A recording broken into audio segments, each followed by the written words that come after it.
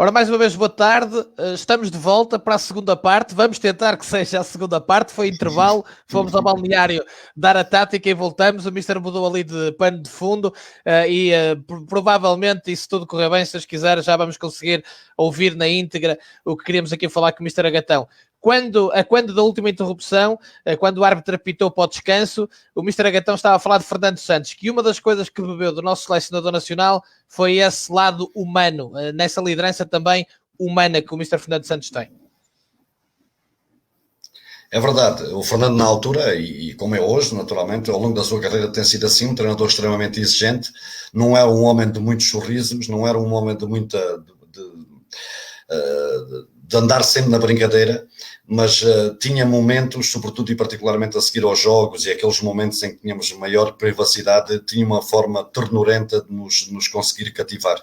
E eu bebi muito dele. E no ano em que saí para o Estoril, tive a oportunidade de ir muitas vezes ver treinos do Estrela da Amadora, a saudade ainda ficou cá dentro.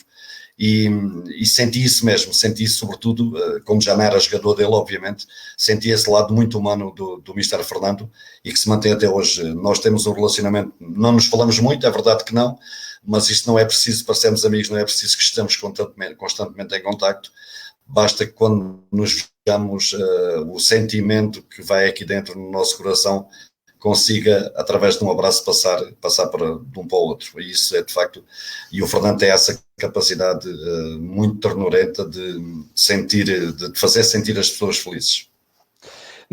Imagino que o Mr. Francisco Agatão tenha sido daqueles que não ficou minimamente surpreendido com a carreira do Fernando e que tenha sido com o Fernando que Portugal lá conseguiu matar o Borrego na equipa principal e ser campeão da Europa, não é? De forma nenhuma. Sei que é um homem de convicções fortes, sei que é um homem que conseguiu subir na sua carreira a pulso, ninguém lhe tem nada, foi tudo fruto do seu trabalho e da sua dedicação, da sua entrega e sobretudo da sua qualidade, quer enquanto treinador, quer enquanto ser humano. E é fruto disso mesmo, da maneira como pensou e se capacitou para realizar este trabalho. E o facto de nos ter dado a todos nós portugueses o título de campeão europeu é a prova disso mesmo, e isso ficará para todos nós e para sempre marcado na nossa memória e nos nossos corações, obviamente.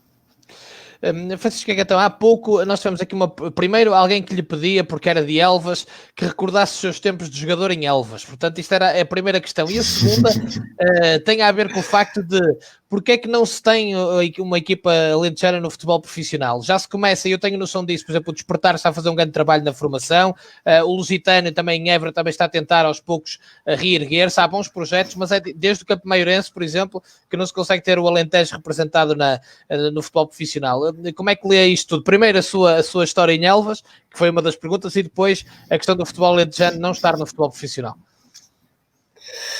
Há uma curiosidade muito grande. Eu, quando fui contratado para o Elvas, fui na condição de ponta de lança, porque na Zona Azul sempre fui ponta de lança. Depois dos 2 anos que estive no Desportivo de Beja, já comecei a saltar de posição para posição, mas normalmente era como ponta de lança que toda a gente me via. E recordo-me que o Carlos Cardoso veio defrontar o Desportivo de Beja enquanto treinador do Nacional da Madeira.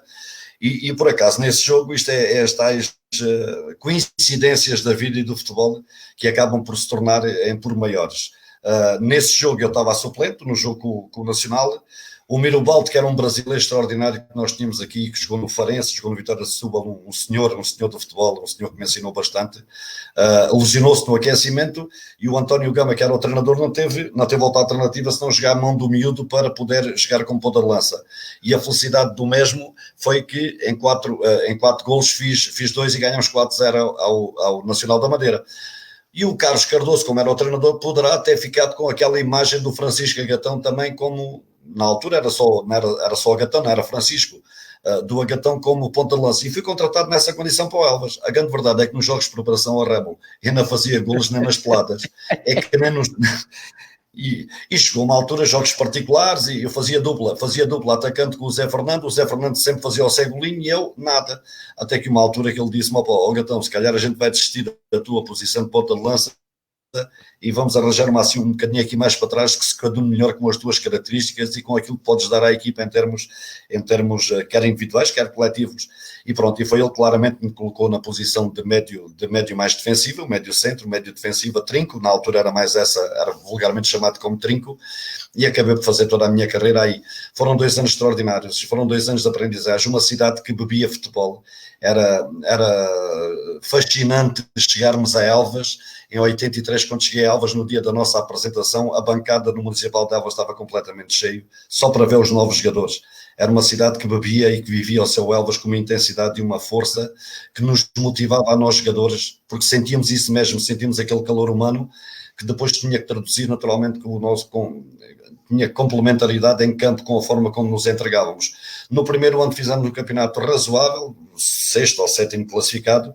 No segundo ano andámos sempre na luta pela subida de divisão, acabou por subir o Covilhã, suponho do Rui Barros na altura, estava emprestado ao Covilhã, acabou por ser a equipa mais regular, mas o Elvas andou sempre ali a morder os calcanhares e até teve nesse ano uma eliminatória da Taça de Portugal, 2. Eliminou o Belenenses em Campo Maior, o jogo foi realizado em Campo Maior, eliminámos o Belenenses então na segunda divisão, o Jimmy Melia era o treinador, eliminámos-lo por 1-0 gol do Cana, e depois em Alvalade, com aqueles históricos do Sporting, Jordão, Manuel Fernandes, enfim, o Tochac como treinador, Vítor Damas, em 120 minutos empatámos 0-0. É verdade que o Domingos chutava a bola para a frente e gritava que aí vêm eles, mas também não é menos verdade que conseguimos aguentar e suster a avalanche ofensiva que o Sporting teve e tivemos que decidir a eliminatória depois em Elvas com mais de 90 minutos onde fomos eliminados, gol do Sousa e do Jaime Pacheco. E acabou por ser, essas eliminatórias acabaram de uma forma por ser decisivas também naquilo que foi a construção da nossa carreira e da visibilidade. Como deves compreender, Remo, naquela altura não havia tanta visibilidade como é hoje. Os jogadores não eram tão vistos, eram muito mais através de conhecimento, era através de conversas que havia entre pessoas, nem tampouco os empresários tinham a mesma influência que têm hoje, e esses jogos da Taça de Portugal davam precisamente essa vertente de podermos ser vistos e analisados por outros clubes, e eu tive essa felicidade. Não foi esse jogo que foi decisivo, mas garantidamente foi um dos jogos que mais possibilitou que desse nas vistas.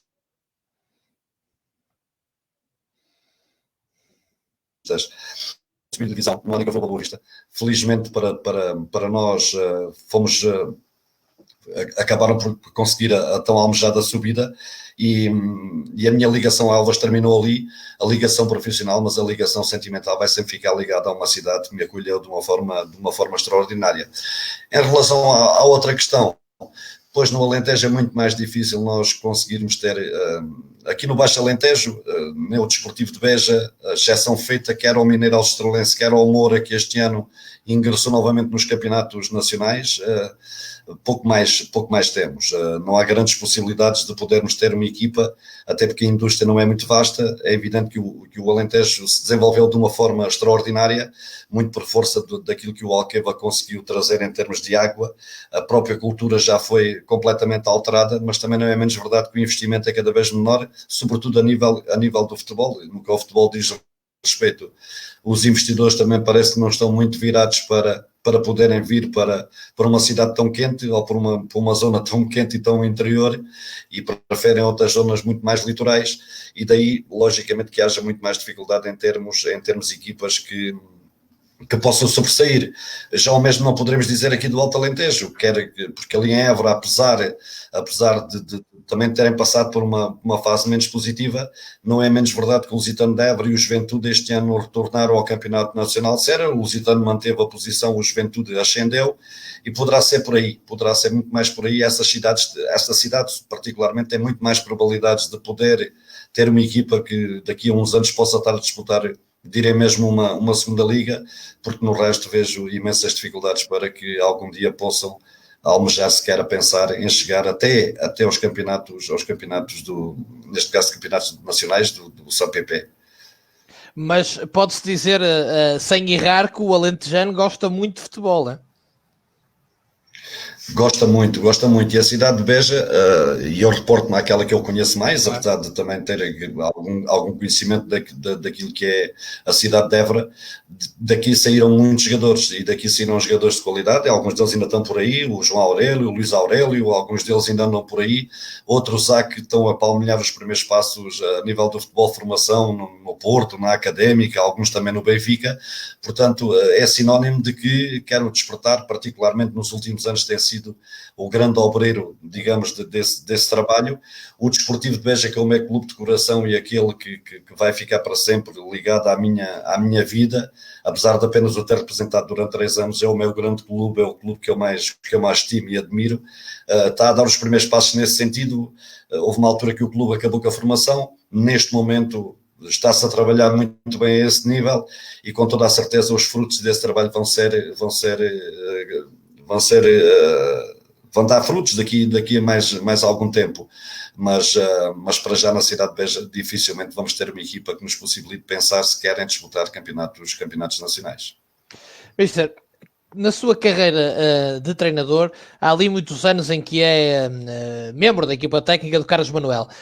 O quão importante foi para si esse período, não é? Ainda agora tínhamos aqui gente salgueirista, meus amigos, grandes salgueiristas, a elogiar o tempo em que você lá esteve com o Carlos, como o tempo em que o Salgueiros até melhor jogou. Portanto, também deixaram lá muitas saudades. Mas como é que foi trabalhar com o Carlos e a importância que teve para si, sendo que o Carlos é uma das figuras maiores do nosso futebol também? Olha, muita gente desconhece isto, mas a grande verdade é que eu fui jogador do Carlos no meu último ano de Estoril. Ele convenceu-me a ir jogar para o Estoril, eu tinha 35 anos, ainda realizámos um campeonato extraordinário na segunda divisão, no campeonato, na altura de Liga de Honra, e qual não é o meu espanto no penúltimo jogo, jogado em Espinho, o Carlos Manuel no autocarro, quando íamos para cima, sem que nada o levasse, eu pelo menos não pensava numa coisa daquelas, porque nunca tínhamos tido qualquer tipo de conversa que me pudesse induzir nesse tipo de perspectiva. Disse-me que ia ter uma reunião com o Zé António Linhares, o Mário Reis tinha saído do Salgueiros, que o Salgueiros andava à procura de treinador, e ok, eu só lhe dizer boa sorte. Na vinda para baixo, quando viajámos depois do jogo, o Carlos Manuel sentou-se no banco e da mesma forma que me disse que tinha ido jantar, também me disse que tinha chegado a acordo com o Zé António Linhares. E eu disse, dei-lhe os parabéns, maravilha, Carlos, acho que é importantíssimo para ti, Primeira Liga, tens qualidade para isso, tens valor para isso. E ele disse, mas agora está aqui um problema, ó Chico, é que, eu disse que o meu adjunto eras tu. E Ramos, juro por tudo o que é mais sagrado, que nunca tivemos qualquer tipo de conversa nesse sentido, e disse, tens até quarta-feira para decidir, porque na quarta-feira temos de viajar para o Porto para ser apresentados. E foi assim, a nossa história começou assim, não sei antes ele dizer, depois de ter aceito o seu convite, obviamente, porque acabava ali a minha carreira de treinador e eu tinha que pensar isso muito bem. Tinha a proposta para regressar ao Clube Desportivo de Beja, onde gostava de acabar a carreira, mas aquele convite do Carlos mexeu comigo e, logicamente, seria de todo difícil de dizer que não. Apenas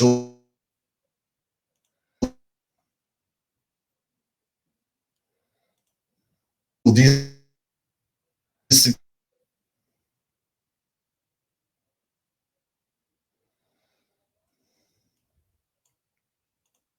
que ele nunca estaria dependente, o seu futuro nunca poderia estar.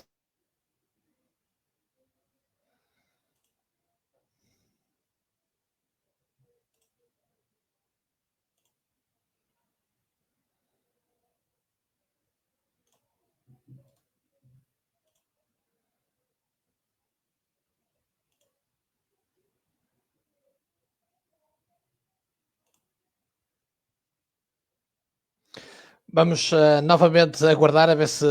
Isto estava a correr bastante bem. Pelo menos estes primeiros 14 minutos do Mr. Francisco Gatão estavam a ser bons a nível até de qualidade, uma pequena interferência ou outra.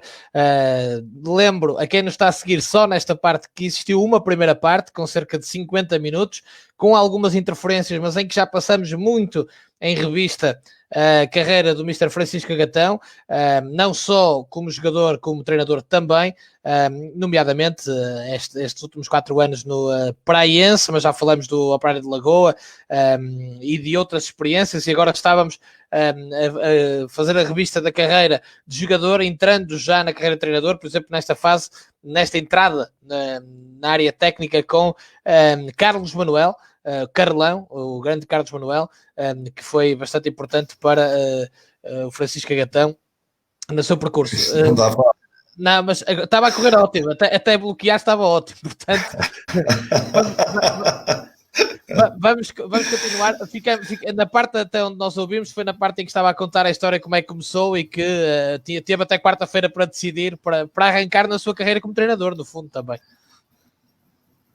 Exatamente, e depois de ter aceito o convite do Carlos, uma das prerrogativas para que o aceitasse foi precisamente essa que suponho que vocês não ouviram, que foi o Carlos não queria ficar preso a algum tipo de sentimento. Para eu me conseguir explicar melhor, se o Carlos eventualmente, futuramente, tivesse um convite em que só coubesse ele não tinha que dizer que não por causa de mim. Essa foi uma das prerrogativas e só aceitei depois do Carlos me ter dito que não iria acontecer isso, e pronto. E tivemos 2 anos, ano e meio, melhor dizendo, no Salgueiros, fantástico, extraordinários, um clube com uma alma imensa, com gente. Já ouviste essa história de cantarmos no balneário antes dos jogos o hino dos mineiros? Não ouvi, pode contar, mister. Estou-te a perguntar, Ramo, não ouviste essa história? Não ouvi. Porque é uma história extraordinariamente curiosa, que o Carlos a dada altura disse-me, pá, Chico, temos que pensar aqui numa coisa diferente para motivar a malta, uma coisa que seja diferente, que cause impacto dentro do balneário. E disse, mas o quê, Carlos, o quê? E não, nada nos saía, nada aparecia, e então um dia estava no duche, e o gabinete do Carlos era muito perto do balneário, o campo do Vidal Pinheiro, o antigo Vidal Pinheiro, o histórico Vidal Pinheiro, melhor dizendo, era pertinho, e eu estava a cantar, e comecei a cantar a Alentejana e o hino dos mineiros, porque me viu aquela canção, veio-me à cabeça aquela canção, e o Carlos entra esbaforido por dentro do balneário e diz, Chico, é isso mesmo, vais fazer a letra dessa música, vais meter em papéis, vamos fazer fotocópias e vamos lá aos jogadores e vamos metê-los todos a cantar. Agora tu imagina o sotaque do norte, os jugoslavos, os brasileiros e toda a gente no final de cada sessão de trabalho como se de um coro se tratasse a cantar a moda dos mineiros. Depois digo-te, Râmulo, que aquilo criou-se de tal maneira, que deu um ênfase de tal forma, criou-se um espírito de grupo de tal ordem, que o falecido Zé António Linhares não perdia uma única possibilidade de poder cantar connosco em cada dia. Havia adeptos dos Salgueiros que antes, meia hora antes, colocavam-se por cima do nosso balneário para poderem ouvir nós a entoarmos o cântico do hino dos mineiros, que tanto fortalecimento dava à equipa antes de entrarmos em campo. Foi um momento muito feliz, mas só mesmo naquele clube é que era possível transformarmos isso numa coisa tão boa e tão bela e que dificilmente vai ser esquecida. Foi um clube que me marcou muito pela positiva, tive um orgulho enorme de trabalhar naquele clube. Ainda hoje guardo gratas recordações de todos dessa alma salgueirista que nos envolve tanto e tão bem. Sem dúvida, um clube muito especial. Eu sou suspeito, toda a gente que me conhece sabe quanto eu gosto de Salgueiros, mas obrigado por ter partilhado essa história deliciosa, portanto, e tenho pena que não tenha sido gravado, porque hoje em dia seria bonito ouvir. Mister, com o Carlos Manuel, tem Salgueiros, Sporting Clube Braga, Campo Maiorense, ainda no Santa Clara também é junto, Salgueiros outra vez, e depois vai treinar o Sub-19 do Cuba como treinador principal. Como é que isto aconteceu? O que é que se passou e porque é que decide então começar a sua carreira sozinho? Foi na altura em que saímos no Salgueiros pela segunda vez. Nós tivemos no Salgueiro uma primeira vez, em 96, 97, e depois fomos para o Sporting. No meio da época, 97, 98. Depois retornámos ao Salgueiros em 2001, suponho. Fomos despedidos do Santa Clara e passado um mês estávamos a trabalhar no Salgueiros.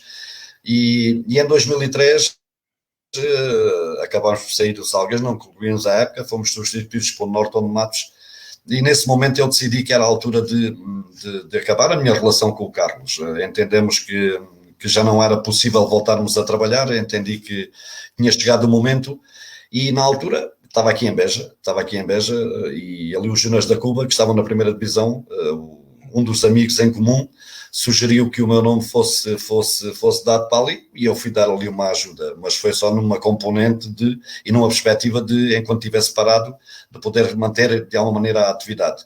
E em novembro de 2003, honra seja feita, o senhor Carlos Almeida, que provavelmente também estará a ver o programa em pessoa, porque é um dirigente notável do Santa Clara, ficou com uma estima tão grande por mim que enquanto não me fez regressar ao clube não descansou. E em 2003 fez-me novamente esse convite, já o havia feito em 2000, quando nós fomos despedidos, ele queria que eu ficasse no Santa Clara a fazer as funções de adjunto do clube, e ia trabalhando com as equipas técnicas que fossem ocupando os seus cargos, e eu disse que não aceitava essa situação, que entrei com o Carlos, saía com o Carlos, e em 2013 ele finalmente conseguiu esse desidrato, e eu acabei por regressar. Agradeço-lhe para a vida, estou eternamente grato, e de alguma forma ele fez com que eu ganhasse essa estima e esse amor tão grande aos Açores e a estas duas ilhas em particular, e ao arquipélago de uma forma geral.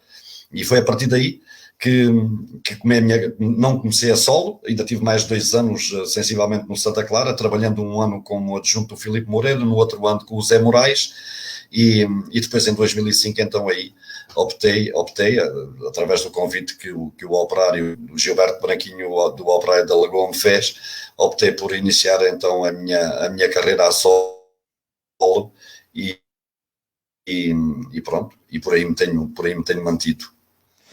No meio há só aquelas interrupções da carreira a solo, mas também da carreira em Portugal, que é a experiência em Angola, que há pouco falou um pouco com o Formosinho, e depois a experiência no Irão, novamente com o Carlos Manuel. Como é que foram estas experiências, as suas duas únicas como treinador, fora de Portugal, o futebol angolano e o futebol do Irão? Como é que foi para si? São experiências riquíssimas, sobretudo do ponto de vista humano. Logicamente que Angola é um bocadinho diferente do Irão. Em Angola o futebol... encontramos um futebol de qualidade, um futebol rico, jogadores que do ponto de vista tático revelam algumas dificuldades, mas a sua qualidade técnica de uma forma se sobrepõe ao menos de rigor. Não fomos para das melhores equipas de Angola, o Recreativo da Gala, mas era de facto uma das equipas que normalmente lutava pelo meio da tabela, e até acabamos de fazer um bom trabalho. E uma grande campanha na taça Nelson Mandela, que é o equivalente à Liga Europa aqui na Europa. Eliminamos 2 equipas, acabamos por ser eliminados por uma equipa da Tunísia. A África Branca tem de facto muito mais qualidade do que nós, ou tinha naquela altura muito mais qualidade, e acabamos por ser eliminados. E em agosto, suponho que em agosto acabámos também por ser despedidos. As coisas não estavam mal, estávamos à meia da tabela, mas em Angola tinha uma particularidade: toda a gente queria ser campeão, desde aqueles que subiam de divisão até os que por lá se mantinham durante alguns anos. Todos queriam ser campeões, ninguém lutava para não descer, toda a gente lutava era para o título, e quem não conseguisse ter a capacidade de andar ali no primeiro ou no segundo ou no terceiro lugar, acabaria sempre por levar o chicotecito, e foi isso que nos aconteceu. Mas não deixou de ser uma experiência fantástica, uma experiência enriquecedora, sobretudo do ponto de vista humano. Criámos boas amizades também, vimos muita coisa que infelizmente não deveríamos ter visto. O mundo não é tão bonito como nós muitas vezes o pintamos, mas fica essa memória e fica só para nós. Depois o Irão, um país completamente diferente, mas onde me senti muito bem, muito sinceramente. Fiquei apreensivo numa primeira fase. O Irão mexe com muita coisa, faz fronteira ali com muitos países, que pode de alguma maneira fazer com que nos não sintamos tão seguros assim. Mas o facto de ter falado com o Jorge Madureira, treinador de guarda-redes, antes de assumir, ele já lá estava, disse-me que aquilo era muito bom, que era fixe, que o Carlos também está um bocadinho diferente, está mais trabalhador, digamos assim, e eu acabei por aceitar, e foi uma experiência fantástica. Passámos também ali 5 meses extraordinários. Do ponto de vista desportivo as coisas não correram tão bem assim, mas do ponto de vista humano e do ponto de vista daquilo que foi a realização de um trabalho coletivo e também da forma como eu particularmente fui recebido e tratado, senti-me muito feliz e é um país que também guardo com muito carinho. Vamos voltar antes de terminarmos ao Campeonato de Portugal, porque tínhamos aqui 2 ou 3 perguntas para o Mister responder de quem nos chega. Uma delas era a sua opinião sobre o novo modelo, que no próximo ano vai ter 96 equipas, mas que vai representar que no ano a seguir deixam muitas, mesmo muitas, e depois que entra ali em cena a terceira liga, portanto um terceiro escalão de futebol profissional. O que é que lhe parece à partida? Olha, tem uma particularidade, pelo menos não vai haver playoffs, e já é uma coisa boa. Quem for primeiro acaba por subir direto. Depois, naturalmente, com 96 equipas, não deixará certamente de ter a competitividade que já nos habituou, mas como é lógico, vamos ter que o perceber primeiro como é que as coisas funcionam, o número de equipas por cada série, que acho que são 12, não é? Exatamente. Não sei se as equipas açorianas vão ficar, não sei se todas as 4 açorianas que vão disputar irão ficar numa, porque se assim ficarão 8 numa série 4 açorianas, se calhar vão dividir 2 açorianas por cada uma das séries, mas vai de certeza absoluta ser competitivo. O facto de acabar mais cedo, talvez para fevereiro, março, para algumas delas, é que poderá não ser muito positivo, mas estou em crer. A formação estou em crer, melhor dizendo, que não deixará de ser competitivo. Aliás, eu acho mesmo que o campeonato da próxima época, dado o facto e entrando em vigor tudo isso que a Federação está a pensar fazer, e sobretudo o número limite de inscrições, vai fazer com que as equipas logo de início tenham que ter a capacidade para escolher bem, e porque só podem ter 5 estrangeiros ou 5 jogadores não formados localmente, só podem inscrever 27 jogadores, e isso já de si faz com que as equipas tenham mais capacidade ou a melhor escolha naquilo que é esta fase, a fase da escolha decisiva até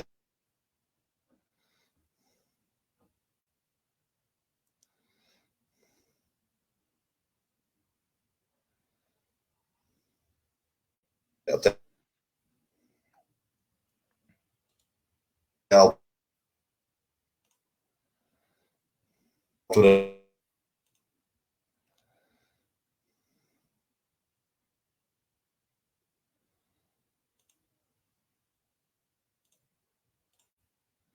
Ora bem, vamos aguardar e tentar fazer uma última ligação, até porque vocês perceberam, tirando quando acontece esta interrupção, conseguimos ouvir e perceber as ideias do Mr. Agatão. Ele estava aqui a falar de algo muito importante, que era o novo modelo do Campeonato de Portugal, e mais do que o novo modelo, as novas regras que prometem ser apertadas no que diz respeito ao número de atletas, de jogadores que se podem inscrever num plantel, e também número limite de estrangeiros ou não formados localmente, e outras regras que vão, obviamente, apertar a malha no próximo ano.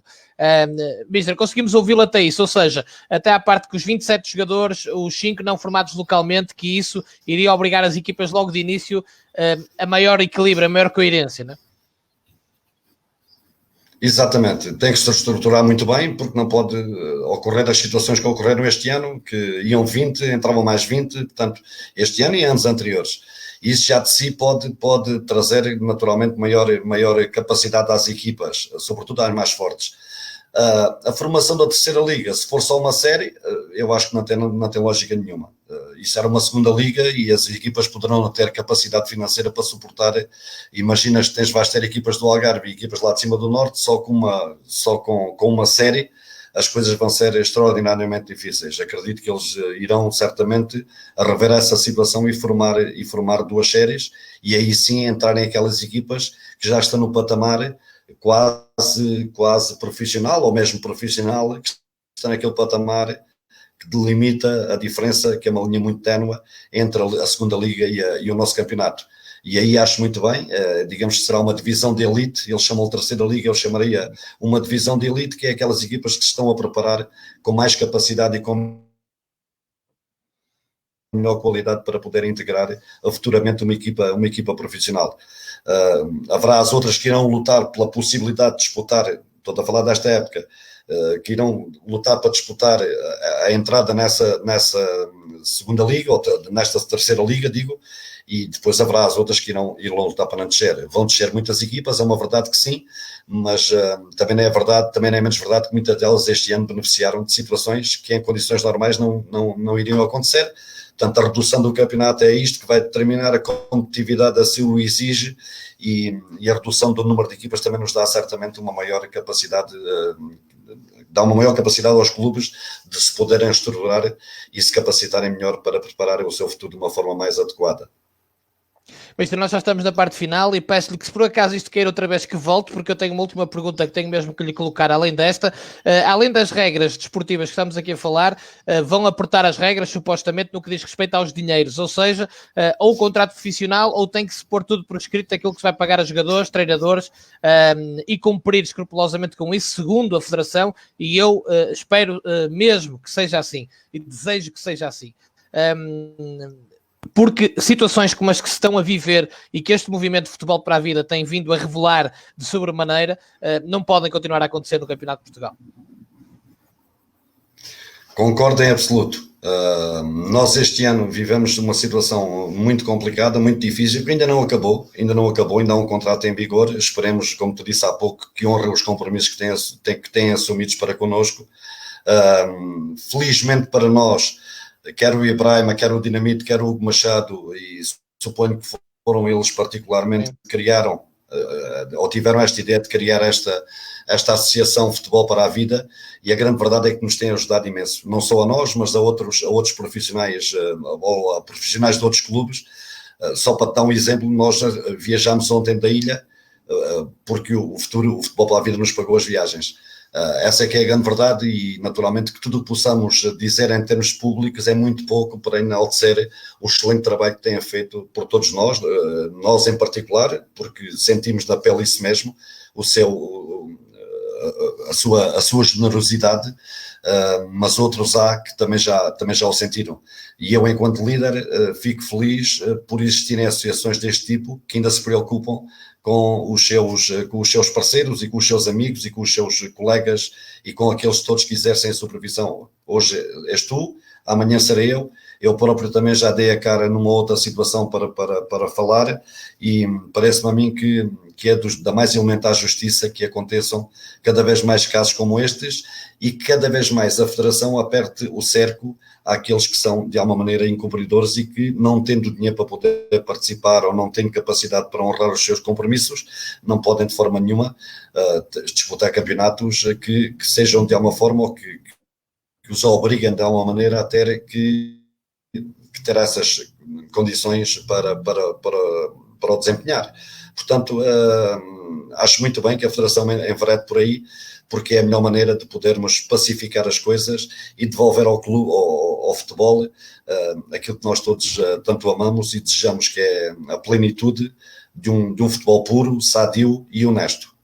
E fica aqui o nosso abraço a todos esses grandes homens do movimento de futebol para a vida, que estão a fazer algo absolutamente fabuloso e que nós não teremos nunca palavras para agradecer e para enaltecer o que está a ser feito, que têm ajudado senhoras da limpeza, cozinheiras, guardas de campo, senhores da relva, massagistas, treinadores, jogadores, toda a gente tem sido ajudada, e sem eles estariam a passar enormíssimas dificuldades, e sinceramente isto tem que acabar no Campeonato de Portugal. Quem não tem condições e tem que sair, e maus investimentos também, agradece que não venham estragar aquilo que às vezes está bem como está.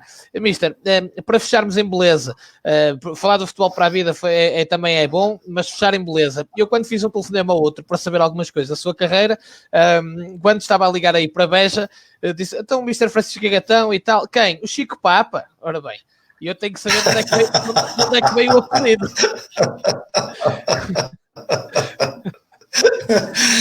E, portanto... O Chico Papa nasceu do... Deixa-me só situar-te. Eu nasci numa zona... Nasci numa zona da cidade de Beja, da zona antiga da cidade de Beja, e em frente à casa dos meus falecidos pais havia um terreiro, aquilo era tipo um miradorzito, e havia um terreiro onde nós todos os dias naturalmente se praticava ali futebol. Eu devo dizer, daquela zona do país, daquela zona da cidade, saíram imensos jogadores para o Desportivo de Beja e muitos deles para o futebol nacional. Eu, o Zé António, o Vitor Madeira, enfim, muitos jogadores, por todos os dias partilhávamos ali momentos extraordinários de 2 contra 2, 3 contra 3, 4 contra 4, aquilo era uma coisa disparatada. Eu, sempre dos mais novinhos, assistia àquelas coisas todas, e como havia sempre muita fartura na minha casa, sempre houve muita fartura, a minha mãe dava-me um bocadinho de pão, que é para eu me calar a boquinha, e eu punha o pão na boca e punha-me ali a chupar no pão e a mamar no pão, e houve alguém que se lembrou, estava aqui, e pronto, e ficou o Chico Papa, e eu o Chico Papa, e foi-me acompanhando ao longo da minha vida, e hoje continua a ser conhecido e reconhecido pelo Chico Papa, e isso orgulha muito, porque antes de haver o Papa Francisco já havia o Chico Papa em Beja, portanto isso também não deixa de ser extremamente importante e valoroso para mim. Ao longo da minha vida tem-me acompanhado sempre esse apelido. Acompanhou porque foi o primeiro telefonema que eu fiz, o Chico Papa, claro, e tal, e eu disse, pá, eu vou ter que perguntar, vou ter que saber isto. E quem estava a falar comigo, não, agora vais ter que saber pelo mister. Portanto, é realmente como eu queria terminar em beleza, portanto, também fazendo regressar um bocadinho às origens, está precisamente em Beja.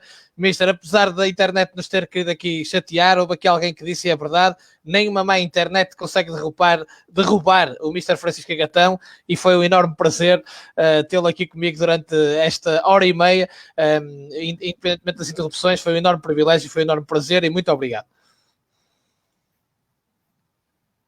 Obrigado, Râmulo, e mais uma vez parabenizar-te por o excelente trabalho que vocês têm feito em prol do futebol e na unificação de tudo aquilo que diz respeito à beleza do mesmo, e muito grato por poder partilhar esses momentos, e naturalmente um bem-ajam para todos e um agradecimento muito especial para ti. Ficas sempre no meu coração, meu querido, para a tua amizade. Obrigado. É recíproco e é mútuo. Mr. Francisco Agatão, já sabem também vocês, Chico Papa em Beja, portanto vai ser sempre assim, com muito carinho por toda a gente que o conhece bem. Foi um enorme privilégio. Treinador do ano da Série C, um dos melhores treinadores do Campeonato de Portugal nos últimos 4 anos, sem qualquer dúvida. Quem não reconhecer é porque não viu ou não sabe.